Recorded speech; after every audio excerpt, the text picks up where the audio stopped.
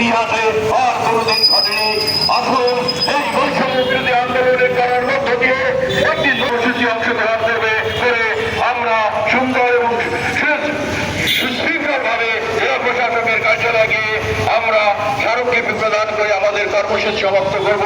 এই সবাই সুশৃঙ্খল ভাবে এভাবে কর্মসূচিতে অংশগ্রহণ করবো এই কথা ব্যক্ত করে আমি আমার শুভেচ্ছা বক্তব্য শেষ করছি। আল্লাহ হাফেজ।